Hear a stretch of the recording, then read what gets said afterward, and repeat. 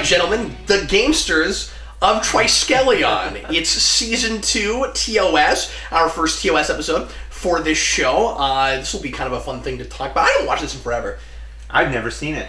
This is one of those episodes that I think it's one I've seen probably the fewest number of times of TOS, and it's one that I always think of as a classic because it's one that people talk about particular facets of. The providers come up all the time, Quatloos come up all the time, but drill thralls. Drill thralls. But and so I was kind of excited to watch it because I always kind of lump it in with some of the classic episodes, Arena and Square of Gothos, and episodes like that. As yes, of course, this is a great classic episode. And I remembered about halfway through watching this. Oh yes, every time I watch this, I'm kind of disappointed. I like things about the ending a lot, but I think it's a little bit of a slog. And it's funny. Like, I guess it's not that memorable until you actually get to the glowing brains. Right, exactly. The big reveal. So let's go ahead and go round robin real quick, and we'll do rating now at the end. I don't know what I was thinking last time. Let's have some deliberation, and then we'll throw numbers out at the end, shall we? Can I bet 300 Quatloos on your rating? Yeah, sure, absolutely. Jayson? What do you bet on my rating?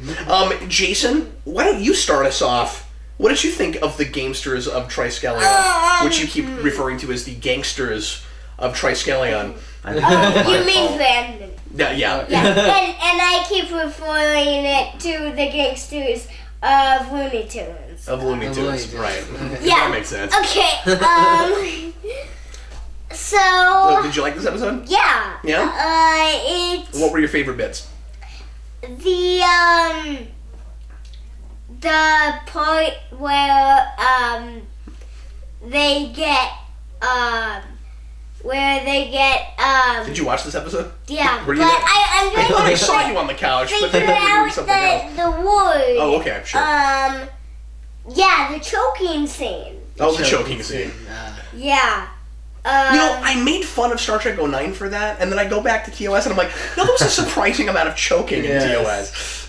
Yeah, It wasn't the same brand as Siler from Heroes, but there was choking. Right. I don't know why everybody... So Jayson enjoyed the violence then. Yes. I don't know why everybody's things around their necks is red. Well, they weren't all red. Yeah, they were all red.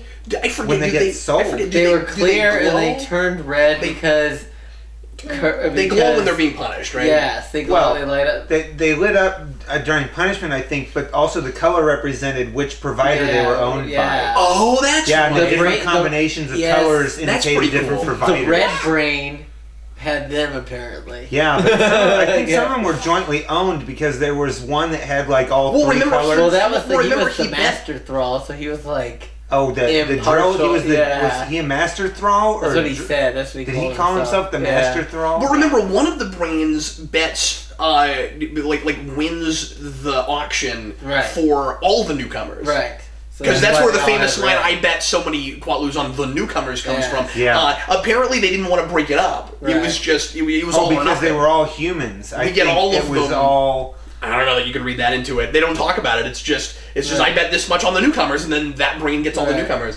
Right. Well, I'm making a connection there from the fact that they're talking about how the humans are intriguing, and I think they wanted to see the dynamics there. Yeah, sure, obviously, but wouldn't you think that all the different brains would want one? Like, why don't they? Yeah. I'm just saying, why don't they break it up and bid on them separately? There's never any talk about that. It's just all they come as one money. I think in auction terms, you get them all for one money. Right. Well, I think maybe it was because the first auction they didn't make it a la carte. The first one wanted them all, so at that point you're betting on all. I bet this many for this one. Well, then they were just accepting the terms, right? Yeah. But anyway, what else did you want to talk about, Jayson?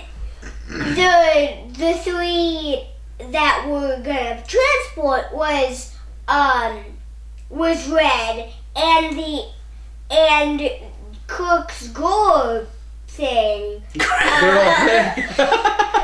His love interest. His girl thing. The green-haired. Chick. The green-haired Vanna.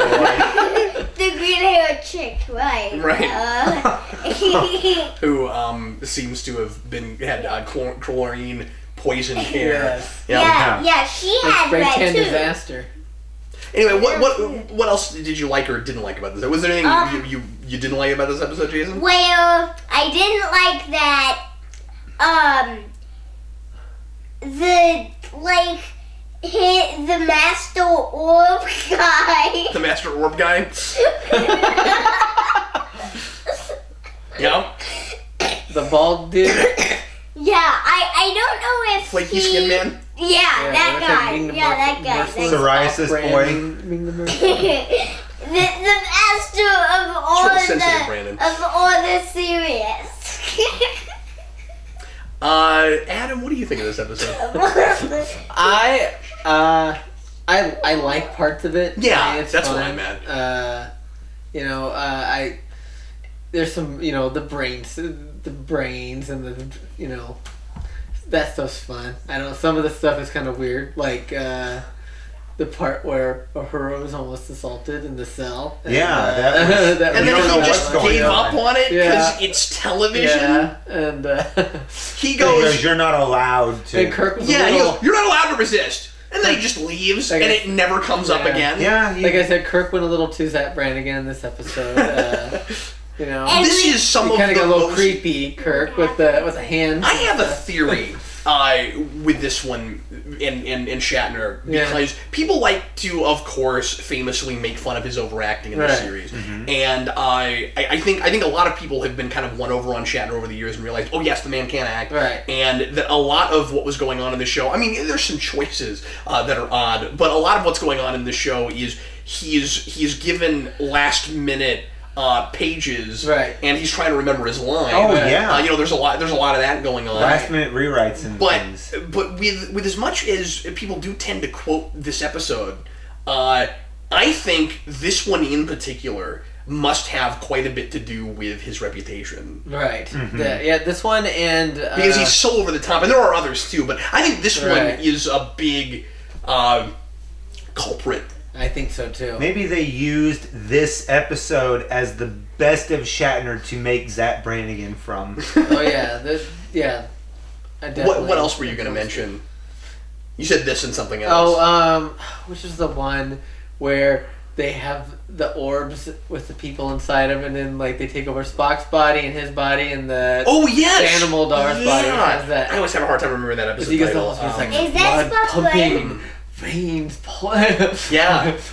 lungs, breathe. I like that episode. That's a fun overall. Episode. It's pretty good. That's when he gives the speech about risk is our business. Risk is our business. That's why I aboard her. But yeah, I think you're right. This definitely contributed to that reputation of Shatner as the overactor. And I mean he makes some goofy choices. When he's inside the cell and he does this, reaching out to Uhura. Are you all right, Lieutenant? It feels like, and I mean this in the context of TOS, not like looking back and not having historical perspective. It feels like in episode that on paper wants to be much darker than they were for a number of reasons, able to make it darker, heavier, weightier. This is an episode about slavery, and it's almost like when they did Nazis. Yes. Patterns of Force. That where they managed to make a partially comedic episode out of that material, and somehow rather it works. Right. Where like that episode gets real heavy and serious, but it also plays for comedy, like a lot of the I was going to say a lot of the time travel stuff, I guess. Specifically, anytime Spock goes anywhere and has to cover his ears, they do stuff. But like it's not a straight up comedic episode like Tribbles or like the gangster one. We're talking about big Gamesters now, and I can't think of it. Piece of the action. Yes. But I think this episode is trying that too. Yes. Maybe. I think so. A little bit. Yes. And the whole weird thing with Chekhov and the green lady was uncomfortable. Yeah, that's very uncomfortable. For me to watch. So they're trying really hard to have some levity. Right. And they're overcompensating because they think this material is too heavy. Right. Right. Well, they do have that moment where they're on the bridge it's sort of in the middle there, and Spock takes him on a side there, and it leans over and was like, "Are we talking about a mutiny here, gentlemen?" Yeah. And they're like, no. And then they're like, "Oh, we'll be happy to do what you want, Mr. Spock, so we don't talk about mutinies anymore." Yeah. Mutiny aboard a Star. Well, I'd like to say that just because you're dealing with such a tough subject like slavery, that you can't have some moments of comedy, because of course in real life that's going to happen. Sure. In any kind of situation you have. But were I writing this episode, I would allow more of the comedy to happen on the ship. Right. Yeah. They kind of do that, but once we go there, they have no idea what's going on. Right. And there is a little bit of that. Right. There's some fun banter with Spock and Scotty in particular. Right. Wait, Yeah. Spock and McCoy. Yeah, and McCoy-san too. Toward the beginning, there's a pretty great exchange with Scotty about the transporter. Yeah. Where Spock goes, where he's like, they disappeared, and he's like, in a manner different from how they usually disappear. Yeah. I loved that. But it's important to make the distinction too. It is. And for a show like this Star Trek to be able to do that, to have Spock say that, I thought that was just a great choice. So you had never seen this episode. I'd never seen this episode, but and you knew about the Quatloos thing. Yeah. And back when we did Star Trek Club, we had a whole game about Quatloos, and finally I want it. And we're watching this, and you're not even expecting Quatloos. I was not up. expecting Quatloos because my mind was still on. When I hear Gamesters of Triskelion, and this is where what Jayson mentioned earlier, I think of gangsters, and I remember a piece of the action. But I can't think of the episode Which is the next episode name. following in the episode a piece order of the on Netflix. I don't know if that's how it was aired. But. That's how it was aired. That's Okay. not how it was produced. Right. That was the. But I can never remember that episode title, so I'm thinking Gamesters of Triskelion, and I'm thinking about when I first saw a piece of the action, which was more than 20 years ago on TV Land, when I used to get the TV on in the basement and Star Trek would be on, and that's where I saw that episode way back when. So he mentions Quatloos, and I'm like, oh my goodness. Quatloos. I was like, that's this episode. It's great to finally see it. Maybe now I can keep them straight. I can't think of that episode title you were trying to come up with earlier, but Something Sargon. tomorrow. Return to Tomorrow? Yeah. Is that it? Or is it Tomorrow's? What? No, Tomorrow's what Yesterday. Tomorrow did you just do? Tomorrow's Yesterday's the original. Tomorrow's yesterday. Season So it was one. Return to Tomorrow. I think that's right. Yes. But Sargon's that character. Sargon. Yeah. Yes. Anyway, sorry. Elena, or whatever. Not having seen this episode before, but knowing a lot about TOS's graphics, can we talk about how pretty those space With the scenes look? remasters, yeah. it's really good. And I had not seen this one remastered. And when they get to the Saturn-esque rings around Triskelion, it's breathtaking. And the three. There is the one shot. 3D look of the planets themselves and their contours and stuff. It's But I mean, really nifty. all the remasters, of course, have planets that look like that. But I was especially impressed with the rings, and with like the three lights at the beginning. Yes. There is one shot toward the beginning as they're passing where you see like the Enterprise's shadow off the rings, and I'm like, this should turn around anybody who's not sure about these remasters. And like, as bright as the colors are and everything, it fits the material. Right. It doesn't. There's no jarring effect jumping between that and the on set stuff. Right. I will say this, a couple of things. How about that moment where I wasn't expecting to see the remaster on the view screen, and it totally caught me off guard. And I was like, oh, they put it on the view screen too. Well, obviously. Of course they would do that. Obviously. One of the things that I didn't like about this episode was, as you guys were mentioning it, and then I couldn't stop thinking about it, is recycled music. Yeah. That became an issue for me after you guys mentioned it. And there was one this one has as much of that as I've ever seen in a TOS episode. There was one other thing. I mean, thing TOS does that a lot, out. but this felt more egregious than normal for some reason. I think some of it is just because you think back to the specific episodes where you heard some of those things first, and there are particular TOS stings that I don't associate with particular episodes, and this one had like 3 of them where it's like that comes from this episode and that evokes this episode. I would also like to point out something that I just thought about today, and that's basically this came out in the 60s. That's well before That's true. we knew most of or a good deal of what we know about space and the universe that we do today. I mean, it wasn't until Hubble Space Telescope came along in the early 90s that we could see just as as far as we've been able to see. Yeah. And see that these things that were way out there at this point in time, when these originally aired, the distant things were just thought of as nebulous. Nobody knew they were galaxies. And so it kind of gave me, and I was watching this episode and I was thinking about what they were doing with the knowledge they had at the time, and they were making some really good extrapolations for the time, and it just kind of, I haven't been watching a lot of Star Trek lately, and seeing an episode of TOS again for the first time in a really long time compared to me and watching what I used to do watching Star Trek, that was just really cool for me. When Kirk tells green-haired lady that that from Earth it's just a speck of light, I'm like, no, you can't see that planet from Earth. What are you talking about? Yeah, I know. Maybe she meant the star. I think he meant the star. Oh, okay. Yeah. Even still, though, I mean, you're in like a really far away place in the galaxy. I wouldn't think you'd be able to see that star, but I guess I don't know exactly where you are. Right, maybe it doesn't matter. One idea I liked a lot is that the providers are, and we do this a lot with things, where they get their drill thralls from space, just passerbys.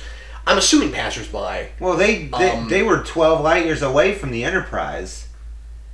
So they weren't exactly passing by, but they were near-ish. But what I mean is they don't go out and travel and find people. And so anyway, but I like the idea that they're pulling different species, and we actually see an Andorian. So it's really cool that we see something we've seen before. Yeah. I thought that was nice. And at one point I thought I saw an Orion, but maybe it wasn't an Orion. Yeah. Oh, I thought that girl was and then that guy kind of looked like the... She could have been. I'm not sure. Yeah, she was greenish. And then the really ugly guy looked like somebody from the Cage kind of... Yeah, and I wondered if it wasn't some of the same makeup, but if it was supposed to be that species, but maybe not. Who knows? The Kalor. And of course...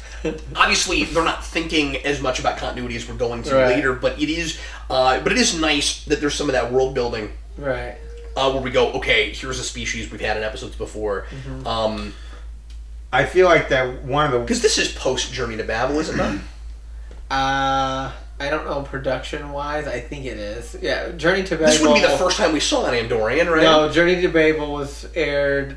That was the first episode aired... For Season 2? Season 2, yes. Okay. Yeah, so... That would have been the first time. I feel like one of these guys was like a reverse inspiration. I don't know, one of those two. Amok Time. Okay. I'm not sure. I thought Amok Time was Amok Time was the first one. Journey to Babel, you're right. Yeah. Anyway. But I think Journey to Babel was before this. This is going to sound I will weird. learn that order at some point. I don't know it. It's going to sound weird when I say this, but I'm lacking a way to describe it better. Like a reverse inspiration. One of the aliens here, I feel like if you split him out into two and extrapolated their differences, you'd get a Kazon and a Nausicaan. I feel like he was a mix, like an early incarnation of what later became both Kazons and Nausicaans. Just kind of was weird there for a minute. There's some goofy looking things in this. There are. Speaking of, how about that matte painting that they in the set that you noticed had probably been reused? Oh, they just the matte painting of... Yeah, we just go back into the chamber of the dark. Yeah, and it was the mining facility from Devil in the Dark. Do you think the reveal of their brains works? Because it's not just, crazy, they don't have bodies. It's that they are supposed to be like advanced life forms that like don't need bodies anymore, and they're all thought now. All thought, yeah. And that makes it so that they don't have empathy anymore. They don't have compassion, and they don't to the point where the compassion is interesting. We don't even know what that is. Right. And I kind of like that idea. I don't know how well it's actually playing in this episode. It kind of feels like we're waiting for the big message to happen. Right. And then when it does, it's interesting. Right. But like it's a bit of a slog getting there. Right. But I don't know. And the brain reveal, if it was, maybe it was surprising to people back then and stuff, but I mean, I don't know. Maybe I've seen it so many times that I can't remember when I first saw. Oh, okay. So the episode. Well, I was going to say we've already done some reveals kind of like that, and I think that takes its teeth away a little bit. Yeah, like with after Baylock, right? Or like Return of the Archons, Landru is a computer, that kind of a thing. Okay, you know? As somebody this is better than that. Yeah. As someone who's never seen this episode before, but has seen some of the other reveals before, right? I can say it was, as you described it, interesting. But it's kind. I mean, it's I like fun. that they're not ethereal. Yeah. You know, because that too, because they're like not talking, Clyde Monster. Yeah, or like Organians or something. I would have expected it to be like that, right? You know, and when they actually are, they play it like maybe they're non-corporeal. You know, they've got these big booming voices out of nowhere. I kept thinking as we were watching this, like they come from a cornfield. You know, if you build it, but if you actually build it, I bet 15 quatloos. They actually, I bet 15 quatloos on Shoeless Joe Jackson. But like they're actually corporeal and they actually evolved to be what they are, and they've lost their humanity. Yeah, they're not like a Q-like entity or anything. And the assumption at the end, I think, is that they might be able to regain some of their humanity by giving the drill thralls their freedom back. And that's kind of what Kirk says. Their society, The main message that Kirk gives, and it's almost lost in the dialogue a little bit to me. But what I gained from it, what he said was, you'll find that much more interesting, training them to be a society. Yeah, exactly. And I think you'll learn something. If they had actually made that a message rather than just a line in the dialogue, if you kind of understand what I'm saying there, if they'd made it a message, I think that ultimately would have made for a greater respect of this episode as a whole. I mean, it is the message of the episode. Certainly, it's a little preachy at the end, and the problem is. It's stuff like that that's hard to like good ideas on paper that are hard to not like kind of make fun of with TOS because of the sheer, and we talked about this as we were watching it, because of the sheer number of times that we completely like devastate what has been the natural order of a planet for the sake of giving people their freedom back, and then we just leave. And don't help them, figure that out. Like we completely shake it up. They have no infrastructure anymore. At best, they'll be there's a throwaway line about we left some anthropologists behind to help. Sometimes we'll do that. We didn't do that here. We just left. We just left. And we did the same thing in what was I thinking? I almost said Patterns of Force. There was one we were talking about that's not coming to me right now. Was it the apple? Yeah, the apple does that. I don't know. They left Khan on the planet and then totally forget about it. They do it with Khan. Yeah, that's the big one we were talking about. Yeah. But how about Space Seed, right? With regards to Shauna with the second H, as she showed up on the... Shauna! No. It sounds more alien, Shauna! Well, she had that. What was it? She said she basically asked Kirk if he's leaving, and he's like, "Yes, I have to go." And that's when we started really talking about, Federation comes never coming back, changes everything, and then just leaves. Like these aliens tried to kill us.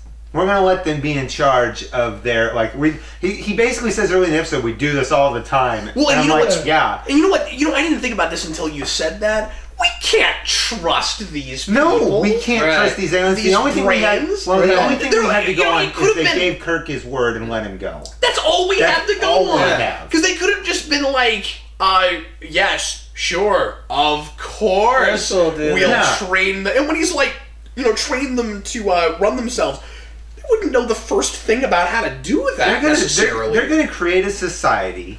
Yeah, they're so out of touch they wouldn't know how to do it. This one and some other scenarios, they really need to leave some humans. You know what they're going to do? Right. You know what they probably would have done? They would have created a society that operates off a violent system.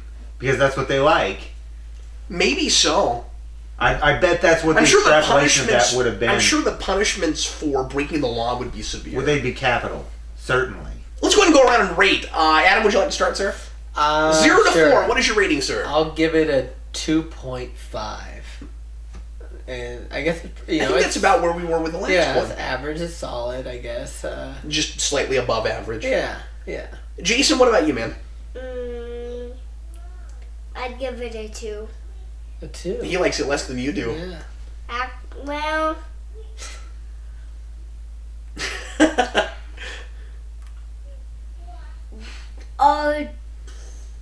Brandon, what's your rating?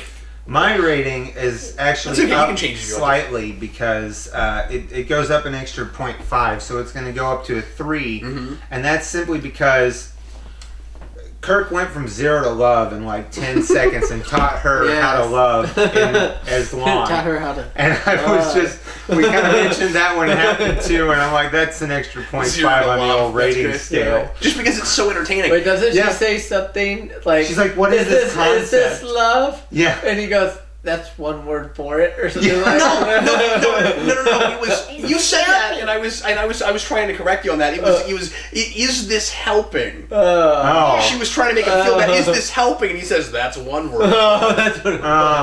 Yeah. No, it's better than you think. Okay, the on-camera insinuations. It's even funnier than you think. The insinuations in context. Yeah. They're very heavy in this episode, and I think we pointed them all out during the episode, but it was, so what's your rating, Ken? Well, it's really hard not to just rate this on an entertainment scale over,